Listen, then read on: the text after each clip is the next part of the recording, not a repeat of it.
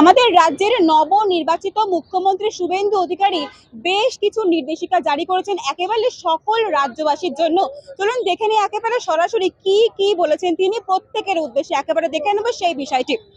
যারা সরকারি চাকরিজীবী আছেন তাদের রেশন কার্ড সারেন্ডার করতে হবে, এমনটাই জানিয়েছেন তিনি। এর পাশাপাশি প্রতিটা শিক্ষা প্রতিষ্ঠানে শিক্ষক শিক্ষিকাদের বায়োমেট্রিক অ্যাটেন্ডেন্স একেবারে ম্যান্ডেটারি, এবং সেই অ্যাটেন্ডেন্সের কিন্তু ডিআই অফিসে কিন্তু একেবারে সরাসরি যাবে সেই অ্যাটেন্ডেন্সের একেবারে প্রমাণপত্র। এছাড়াও যারা পাকা ও ছাদের বাড়িতে থাকেন, সেখানে থাকা সত্ত্বেও যারা আবাস যোজনার জন্য অধীন পেয়েছেন, তারা কিন্তু প্রত্যেককে তাদেরকে টাকা ফেরত দিতে হবে, এমনটাই জানিয়েছেন মুখ্যমন্ত্রী শুভেন্দু অধিকারী। এছাড়াও প্রধান পঞ্চায়েত এবং পৌরভিত্তির শিক্ষাগত যোগ্যতা একেবারে কিন্তু যাচাই করে দেখা হবে। এবার থেকে কিন্তু আর যাচাই ছাড়া কোনো রকম ভাবে কিন্তু কাউকে একেবারে চাকরির আয়তায় আনা যাবে না, এমনটা কিন্তু একেবারে স্পষ্টভাবে বলে দিয়েছেন আমাদের রাজ্যের মুখ্যমন্ত্রী শুভেন্দু অধিকারী। এছাড়াও বলেছেন প্রতিটা শিক্ষা প্রতিষ্ঠানে ইংরেজি শিক্ষকদের বাংলা ভাষার সঙ্গে সঙ্গে কিন্তু একেবারে ইংরেজি ভাষাতেও কথা বলতে হবে, এমনটাই জানিয়েছেন একেবারে স্পষ্টভাবে।